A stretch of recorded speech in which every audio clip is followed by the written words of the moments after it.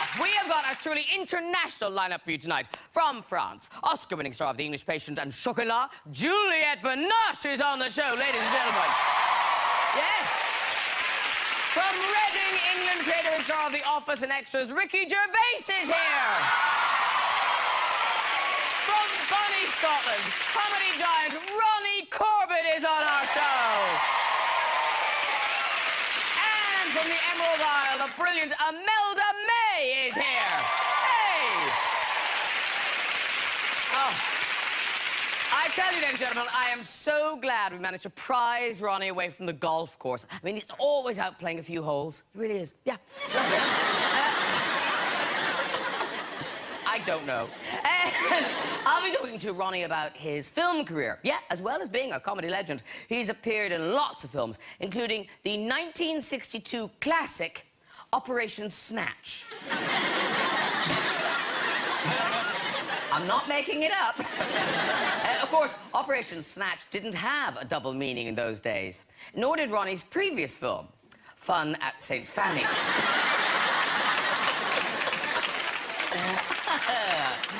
Of course, I'll be chatting to Ricky Gervais about his new series of Derek, set in a care home for the elderly. Now, Ricky actually sent us this picture from the new series.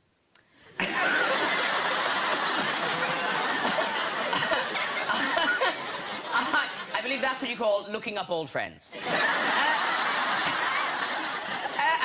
I'll also be chatting to Ricky about his early days in a band. Yeah, he was in a band. Should we have a sneak preview of what he looked like back then? Yes. I know! I couldn't believe that is Ricky Gervais. Mind you, he's hardly changed at all, has he? That's all coming up, plus more of your stories for the big red chair. So let's get some guests on! Later we'll be having music from Imelda. But first, he's an extra special guest. It's Ricky Gervais! Yay! Hello! Hello. Lovely to see you. Come in, you can sit down. It's hello from him. It's Ronnie Corbett!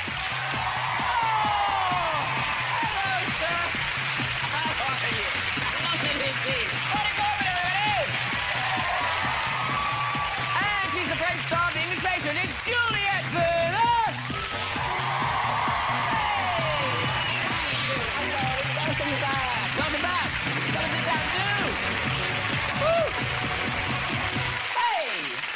A very warm welcome to the three of you. Hello. Hello. Hello. Now, Ricky, those bath pics. You're still doing the bath pics. It's a hobby. Have you seen these bath pics before, either of you? Well, the idea is to look as awful and stupid and ugly as you can. Yeah. So, the bath is perfect, because not only have you got the thing that squashes your neck, because the things like that, but you've got the water that distorts your face as well. So it's a double whammy. I discovered this late in life. I'd have been doing these all my life, but, yeah. So these are some examples we've taken for your Twitter feed. Oh! That's him. That's it. How do you black out your teeth? Whatever's around. Maybe a soap thing, or the shampoo, bit of carton from something. Just anything, really. Here's more. Here's more. Love it. That's a nice happy one. Let's another. That one's terrifying. Have you ever been tempted to do this, Juliette? No, I didn't think you could do it, actually. Well done. Dear. Now, particularly nice to see Ronnie, because Ronnie has a habit, and this is a very peculiar habit, and I don't know if it says more about Ronnie or about the state of the nation, but you get trapped in toilets a lot. I do, that's right. No, seriously, he gets trapped in toilets. Yes, that's right. But posh toilets. Posh toilets. Yeah. One is the bathroom and the other one is the toilet. Is that the bath? You're stuck in the bath. Yeah, exactly. In the toilet. Yes, but he doesn't take pictures. Happily, he doesn't take pictures. Toilets, that's right. Toilets at Windsor Castle. Windsor Castle? Buckingham Palace. Buckingham Palace. Strapped. You're not getting in through the window, and that's why you're trapped. Why are you getting trapped in the toilet? I just think they're unlucky with the latch. And Victor Spinetti did his memorial service at St Paul's Covent Garden. I really was in trouble. I couldn't knock it out. And eventually I had to scream and shout, and somebody came and threw a screwdriver over the top of the door so I could now take the lock off. Were you supposed to be doing a reading at his funeral? Yes, I was. I was out in time for the reading. Oh, you were out in time for the reading, yes, because that's bad. Slightly stressed, but I was out. Now, we are, of course, very happy to have Oscar winner on our sofa, Juliette Binoche. And because we knew you were coming, Juliette, the audience have been learning some French. Oh, wow. And they have a special greeting for you. You let me down. We worked at this. Okay, on the count of 3. 1, 2, 3. Bonsoir, Madame Binoche. Nous vous souhaitons une bonne soirée. Hey! Well done! Yeah! And I'd like to thank a lady in the audience who taught us that. She's got a made-up French name, I can't remember it. Oh, sorry, no, it'll annoy me. What was it again? Anaïta. Anaïda. Ita. Anaïta. Anaïta. Is that a real name? Is it a real Never heard it before. See? Hello, lady from France, never heard of it before. She made it up. She's on the run. And what's the weird story about you wanting to become a spy? Well, I had to make a film where I was a spy, and I was looking for a secret agent to talk to and understand. They're hard to find. They're hard to find. But I had an intuition, actually, because I heard a sort of a story from the neighbor. It was a little weird, but then I thought, maybe I should go and knock at his door and then ask some questions. Because his wife also was a kind of investigator in journalism or something, and she was very talkative. He was not. But I knocked at the door, and then they invited me in, and we talked a little bit, and we saw each other again and again, like 2 or 3 times. And after a while, I got quite a lot of information. But I would put it to you that your neighbour was a very bad spy. Yeah. If he just told you everything. After you popped around for coffee. No torture, no nothing, just some biscuits. That's an easy one, isn't it? Although if I was a spy, I'd tell everyone. You never guess what, I'm a spy. But he was retiring. He was retiring. But you're kind of known for you do learn how to do things. Like you did learn how to make chocolate for chocolat. Right. But those things, do you still know, or is it like you know in the moment and then you just? I don't know. You have, well, it's memory. I mean, it fades away a lot of things. Oh, we do. Yeah, I still know some stuff about chocolate. You know, don't heat it up too much, and you can mix it with, you know, butter, milk, and sugar. But now, Ricky, because Ricky acts. You do a lot of acting. Now, would you describe yourself in the same way? Are you very immersive? Are you a method actor? No. It's too much work. No.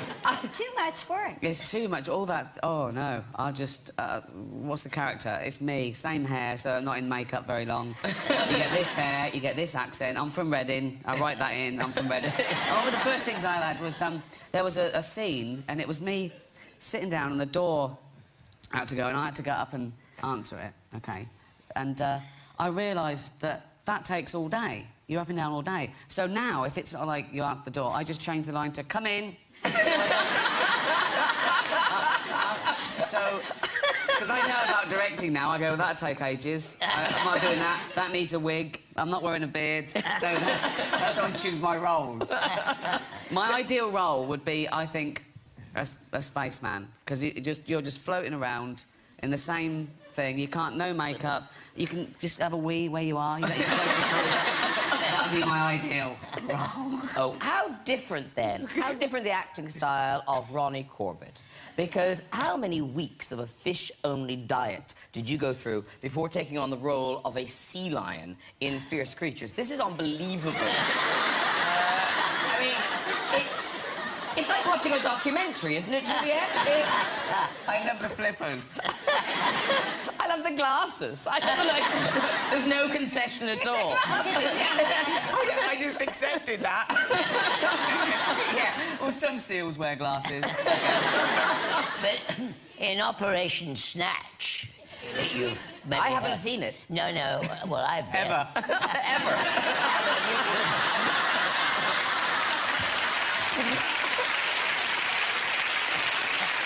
I'm not going to tell you about it. I'm not telling you about it. But it was a war. It was a war film.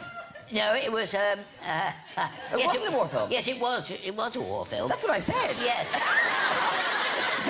About Gibraltar. Yes. Because I was driving down Baker Street one day and a car overtook me and Terry Thomas flagged my car down and said, I've just had a wonderful idea because I'm doing a film about Gibraltar and the Barbary apes.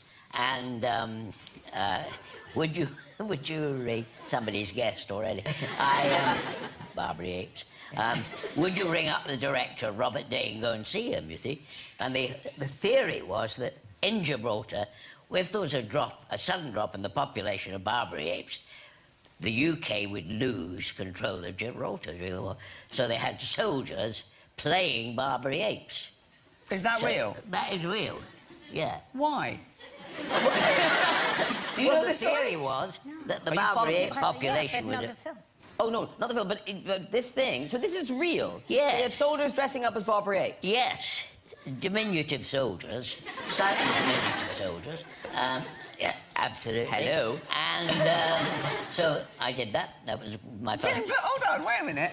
So, during the war, Yes. Gibraltar found soldiers to dress up as apes Yes. if there weren't enough apes. Yeah, that's right. Why did we need there to look like there was lots of apes? Because there was a spiritual theory existed that if Gibraltar wasn't peopled by enough Barbary apes, I won't take long. And so someone had to go along with it. This was a wind-up. This was a I know what I like is that thing, you know, that classic scene, kind of, Dad, what did you do during the war?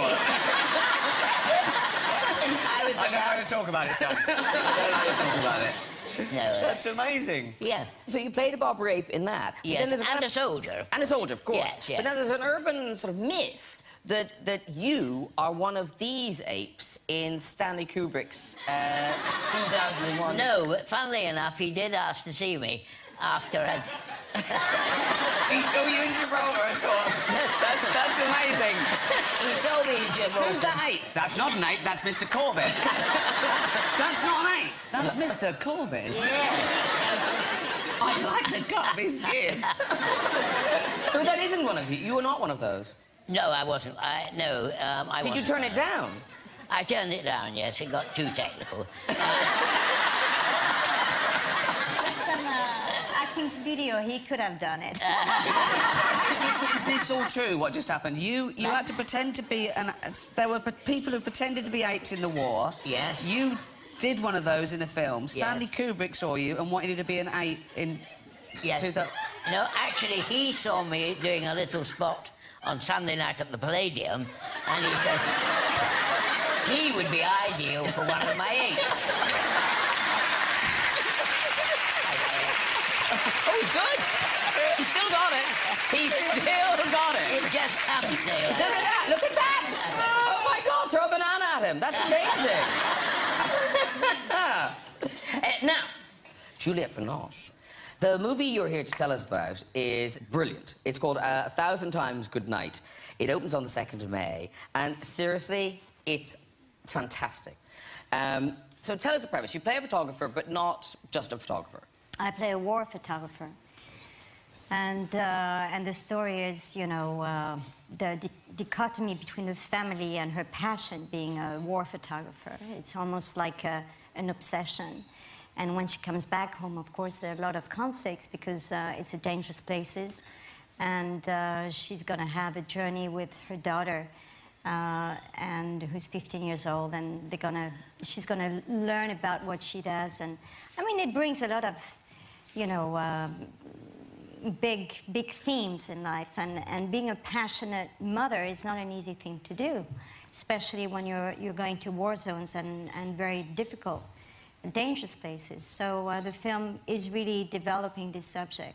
Well, we've got a bit, so just to put it in some context, we discover that you have infiltrated a group with a suicide bomber. Right. And this is you as a photographer, Right. and you're in the van with the suicide bomber. And it's almost dialogue-free, that whole thing. And it is, seriously, it's one of the most nerve-wracking. When you see it as part of the movie, this is really nerve-wracking, but here we go.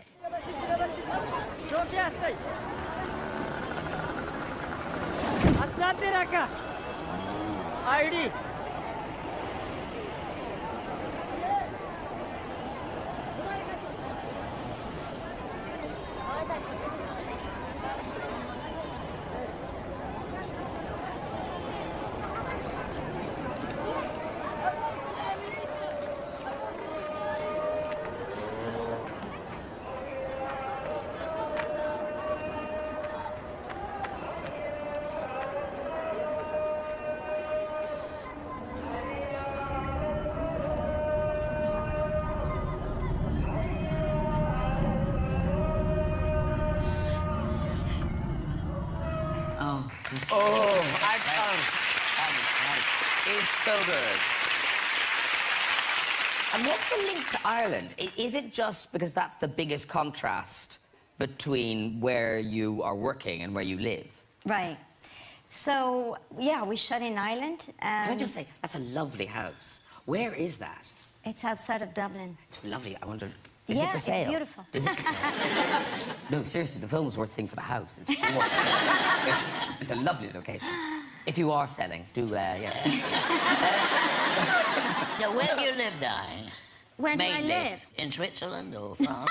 No, in Paris. In Paris? Yeah, All right. Oh, yes, yes. Oh, I know where Paris is. Switzerland. It's at the other end of the Eurostar. In France, oh, yes. Because...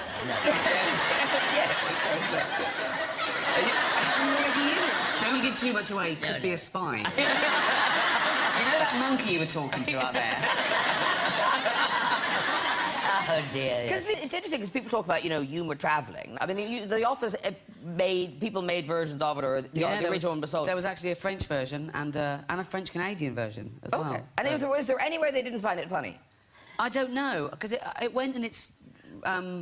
the original format in about 90 to 100 countries, I think it is now, which may be subtitled or dubbed, and then there were, I think, 8 remakes, the American, Israeli, French, German, so I don't know. I think they're trying to make one in China. The ratings have got to be good with that one. I mean, ratings, 1 billion. We got 1 billion last year. What is it? We were thinking about how jokes travel. Okay, we have a very international audience, as we know. We've got and so we've asked our non-British friends if they will share a favourite joke with us. Okay, so first off is Emmy. Is it Emmy? Emmy, there's Emmy. Hello. Do stand up. Stand up, Emmy. Hi. So where are you from? France. Another French person. Okay, so if you do your joke in French. Sort of line by line. Juliette, could you translate the joke? If you translate the joke, and then we'll see if we find it funny. No pressure, Emmy. We're a friendly crowd. Okay, so off you go. First line of your joke. Donc, c'est un singe qui rentre dans un bar et qui demande au barman. It's a monkey who enters into a bar. Ronnie again! It's all about Ronnie. Okay, so a monkey goes into a bar. Et il demande au barman. And he's asking the barman. Est-ce que vous avez des bananes? Do you have bananas? I knew that one. I knew that. Non, on n'a pas de bananes. No, we don't have any banana. Donc, le singe continue. Est-ce que vous avez des bananes? The monkey continues to say, do you have banana? Non, on n'a pas de bananes. No, we don't have any banana. Est-ce que vous avez des bananes? Come on, do you have banana? Donc là, il s'énerve et il fait « Écoutez, si vous continuez à me demander si j'ai des bananes, je vous cloue la langue contre le mur. » Oh, my God. Listen, if you still keep saying that you're asking for banana, I hammer your tongue on the wall with I hammer a nail under your tongue. Is that the punchline? Oh, okay. Juliette found it very funny. I thought maybe that's the end of the French joke. Stories because I always laugh before it ends. But so let's... Okay, so yeah. Et le singe demande, est-ce que vous avez des clous? The monkey asks, do you have nails? Non. No. Est-ce que vous avez des bananes? Do you have bananas? It's at the end, you know.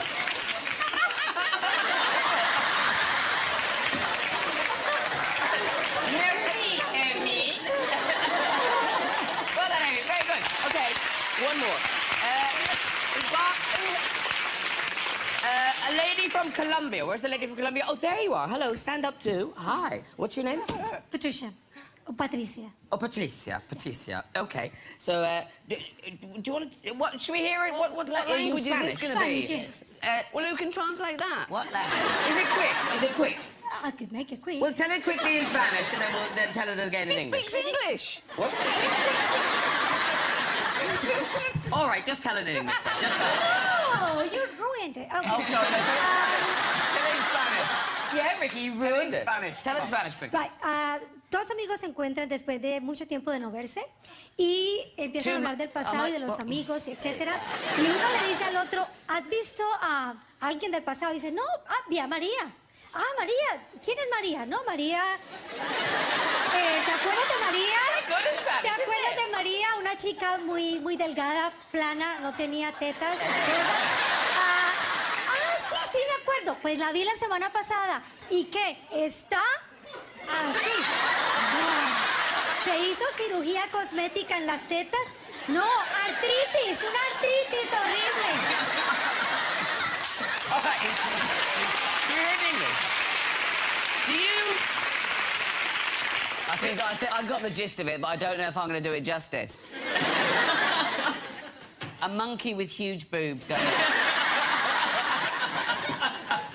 Okay.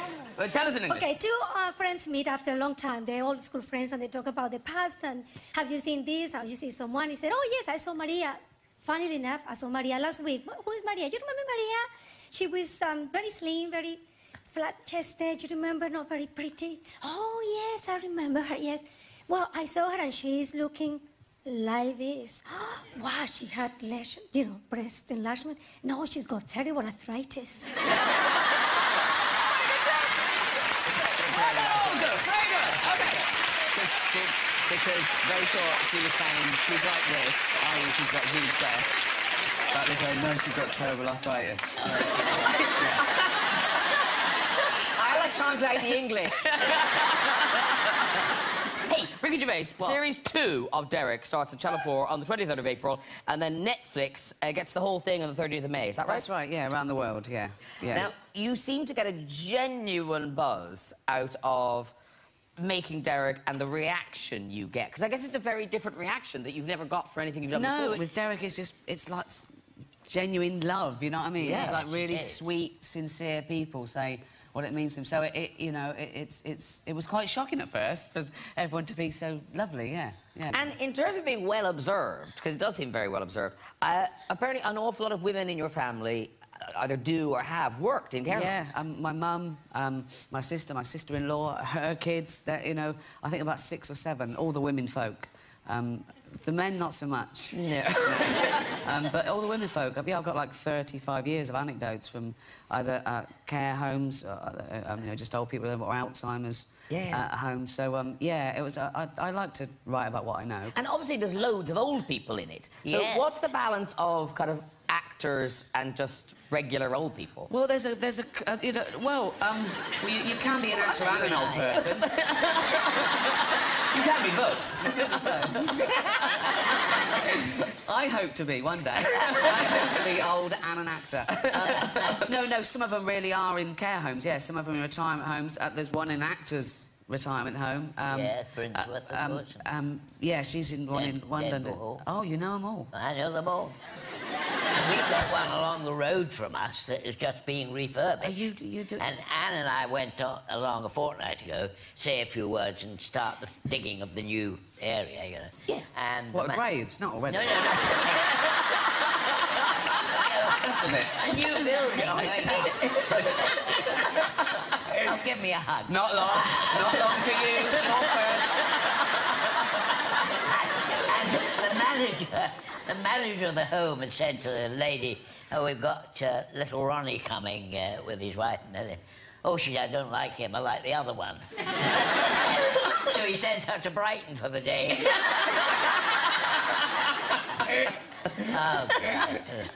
And And when you're writing the scripts, do you ever kind of go, actually, I cannot ask a very old lady to say that? Sometimes in the writer's room you're brave. You're very brave in your writing, and then you think, well, I've got to ask them to say that line now. But I usually pluck up courage, and they're great. They're wicked. They're brilliant. Right. They're But that picture you showed us, did that actress know that Kevin was looking up her? Of course. Oh, of course. It's a scene that he's a pervert, so he says... they start the aerobics, and he slides off his chair, and he goes, I fucking love Wednesdays. He kept laughing, because the actor, who's lovely, David, knows how absurd it is, so, you know, he's in character, but then he goes, this is ridiculous, and they all start laughing. But they're honestly, there's not one of them that's ever said, oh, I can't say that. They know it's a joke, and they're brilliant. Look, let's have a look at a clip from Derek. This is a sort of, it's a kind of you as Derek on a quest to find love. Yes, we get Derek internet dating in this series. All right. You're right. I'm stressed. My dad's taking Tom's nan out on a date. Why have you not ever tried dating before? No. Get yourself an internet dating profile. Put your picture up. Sweetheartsonline.com. Sorry, your inbox is empty. It's always going to be empty. No one wants to go out with me. You'll be all right, mate. Believe it or not, I used to think I'd never make anything of my life.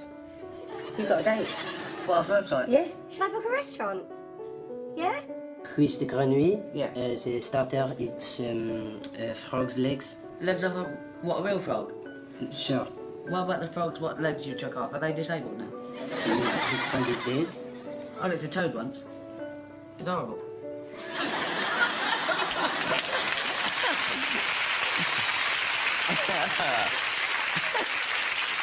And in terms of getting older, I read an interview where you said you quite look forward to being older. Yeah, I mean, I'm as I said, I'm getting old now. My knees are gone, and my back aches, and I get up and I wake up in the morning now and I go, oh, I didn't die. You know, and then, do you know what I mean? Yeah. And then you've got to do it all again. Yeah. But I mean... Is there a thing, I don't know if it's the same in France, is it easier in France? What? The whole ageing thing, are people more relaxed about it? Because people do panic about it here. No, I think it's the same everywhere on the planet. We're going through the same thing. All the stages and all. So... And is there a weird thing for an actor, well, I suppose for any actor, that thing, when you're reading a script and they go, oh, no, you're not that part, you're this part. Well, you actually guess it while you're reading it. No, one of the things I loved Ronnie in was Sorry. In sitcom. Sorry. Because in that now, so you still lived at home. Yes. What is the age difference between you and Barbara Lott? Well, Barbara, I suppose, was maybe... I don't know how old I was then. Was I about 50 then? Or 47, I don't know. Barbara was perhaps 72. But... No, I think she was only 10 years older than you. Oh, was she? Will you tell me what to say?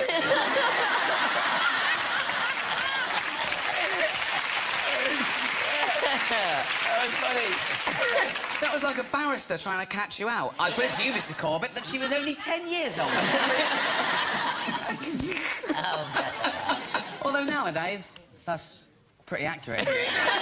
Yeah. Areas. Yeah, in some areas. Yeah. Sorry. Now, whenever Ricky's here, we do like to check what else he's been putting up on Twitter, because he tweets a lot. Now, you guys, you don't tweet, do you? No, you don't tweet. I don't what? Tweet. I suggest don't you tweet at all. No. I love the internet. I mean, going on. I'm sure you do, Ronnie.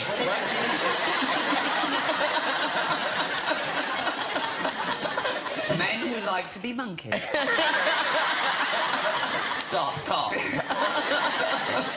There'll be one. There will be one. If you were to put that in, you'd find something horrendous. With a picture of Ronnie. So, one of the things that Ricky's been put up recently is that thing, they call it ad fail, but it's basically when the layout in a newspaper is unfortunate. You know, where they put one article beside another article, and obviously nobody looked at the two articles together. Yeah. So this is the one you tweeted. I think it's a Canadian paper. Yeah. This one. Data sees NS at forefront of obesity trend beside pancakes. and then you you do? Was this yesterday? Yesterday, I saw this sign, and I couldn't believe my luck. Check this sign.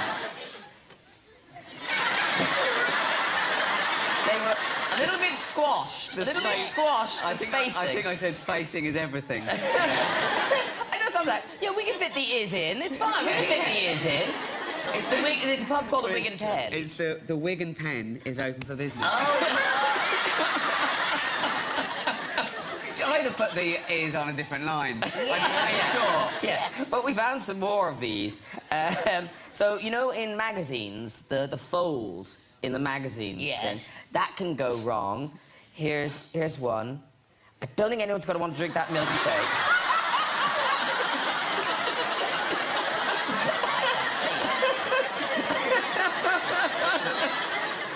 Looks like cheese.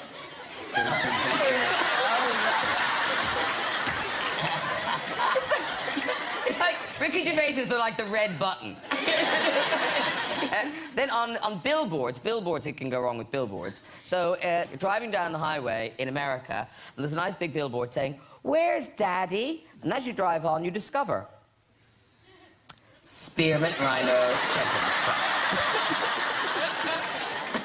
And finally, this is just like, I love that someone took this picture. They obviously thought they were doing when they took this picture, but it's all, that'll be funny. And you know what? It is. Here's an ad for Coca-Cola.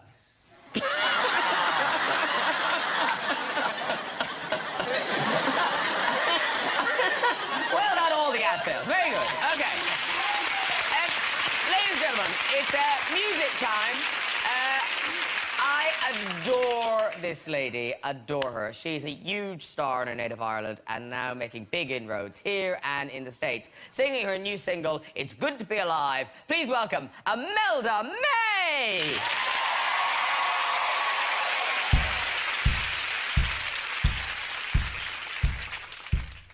My thoughts are dark and empty. I'm not crying out loud. Don't know what am I asking for if an answer can't be found. The loneliness is killing, though there's someone in my bed. There's only so much living and I fear I could be dead. But then standing at my window when the night seems like it's won, and everything seems brighter with the sign of the sun. And I said, oh my God, it's good to be alive. Oh my God, it's good to be alive. I know one thing for sure is that I'll die today. Yeah, it's good to be alive, yeah.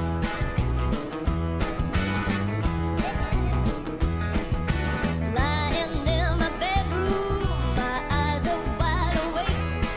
My body's tired and giving up. Oh, for heaven's sake, won't you please send me a little sleep to ease my worried mind? I'm losing rationality that I won't know how to find.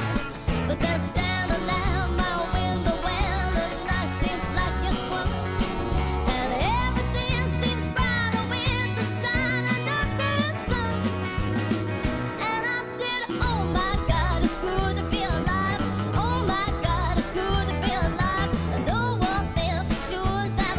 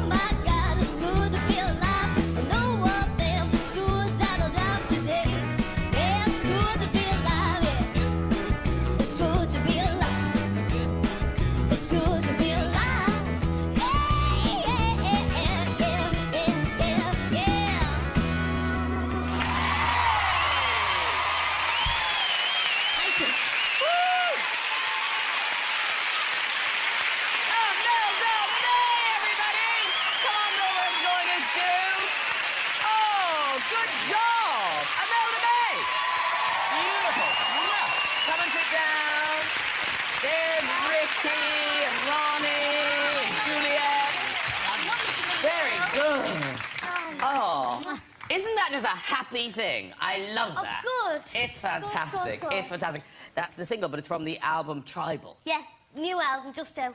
Okay. What I like about you, your stuff is all up. It's all very happy and... Good. Well, I have me moments. I'm not, like, neurotically happy. Yeah,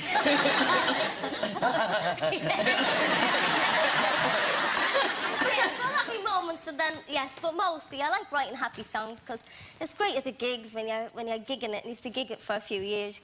You have fun with it and So fun you with the wrote crowd. that one? Well, yeah, I write my own songs, Oh, yeah. gosh, lovely. Yeah, let's do the whole thing. But tell us about this now. So, the last time you were here, you didn't have a baby, but now you have a baby. Yes, I do. How old... That's how it works. Yeah. You can still... At some point, you don't have a baby. Yeah, you can still have a baby. I probably wouldn't be talking about it. You can, but if you've got a baby, there was a point when you didn't have one. Yeah, but that was when she was last here. She didn't have it. But Imelda, how old is it? It's a girl you have, isn't it? Violet. Violet. How old Violet is Violet? Kathleen. She's a year and a half. A year and a half. But now she is talking now. Oh, yep, but she takes after her. Yeah. Yeah, But there she are talks some a lot. there are some language issues.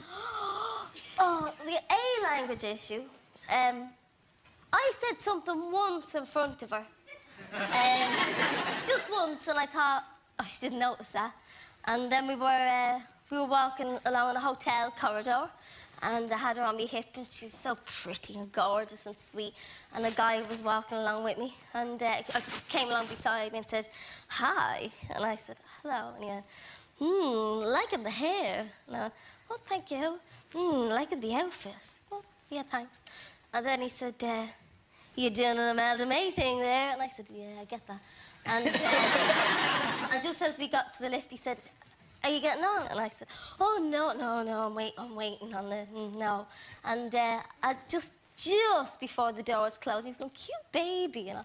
He just got into the lift, he stood there smiling at us, and just before the lifts closed, she just looked at him like that and looked at me and just went, asshole!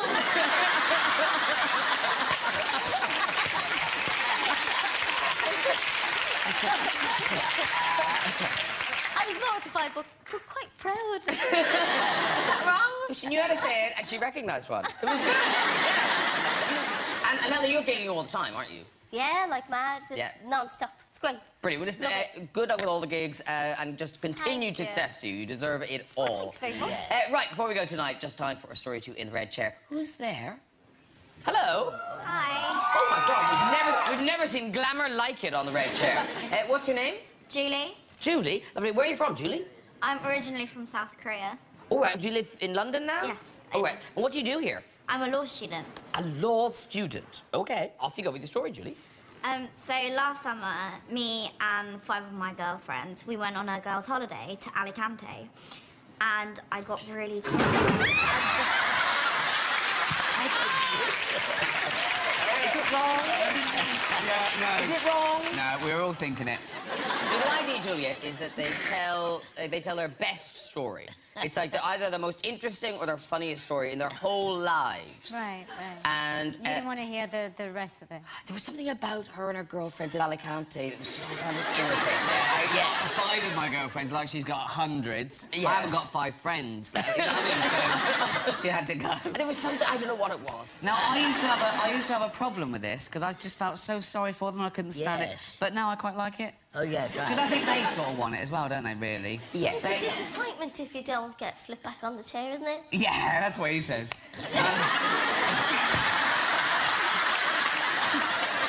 They'd be upset if I didn't. Yeah. Where do they go, Graham? Where do they go? Where do they go after? I don't know. I know, but where to heaven, are Ronnie. they in another place? We're not there anymore. Oh, I know, but They're back. They just... As a spike. Oh, right. Give them a candle. Yeah, we can. Yeah, have you got somebody else now? Oh, yes. Oh, there. Oh, yes. So now we all understand the game. Yes. Let's do it again. Yeah, let's do it again. Now we're all on board. Whoa. And Juliette, do feel free. Yeah. Feel free. I'm not doing Yes. If you're feeling a little ennui, just knock them off. Hello. Hi. Hi. Don't tip him. I love him. Okay, great. We're very well. We're all the better for seeing you. What's your name? I'm James. James. And where do you live, James? I live in Surrey. In Surrey. And what do you do for a living, James? I'm a civil engineer. Brilliant. Ooh, he's a civil engineer. He does something useful, and he lives in Surrey. Off you go with this story. This story involves getting locked in a toilet. Ronnie! Were you dressed as a monkey? Nearly. I was dressed without any clothes, so... What? I wasn't dressed when it happened, so... You were naked in the toilet? I was naked in the toilet, yeah. Why? I had a very important meeting at half past 8 in the morning. Yes. I went into the bathroom, closed the door, went to the toilet, and then when I got up to get out of the toilet, the door broke. So I was stuck in the bathroom, had a very important meeting in a couple of hours. I wasn't sure what I was going to do, so sat there for a couple of seconds, think what to do. I thought, well, the best thing to do is to call the fire brigade. So my wife... You maybe should have thought for longer, I feel. Perhaps. I was in a bit of a I understand. A very important meeting to go to. We get it. Very important meeting. Very important meeting. So my wife called the ambulance the fire brigade. Called the fire brigade, and she told them what it was about. I was basically stuck in the bathroom, and there was nothing medically wrong with me, just that I was stuck in there. And they turned up to the front door at 6:30 in the morning. No, don't you pull this. No, I'm not. With the blue lights on. He's still going. He doesn't care. And basically blue lights on, and they did a whoop whoop outside the front door, and then 4 big burly firemen got me out of the bathroom, broke the door, got me out of the bathroom, and I walked out with a face cloth over my privates. And I still had the meeting at 8:30. The very important meeting.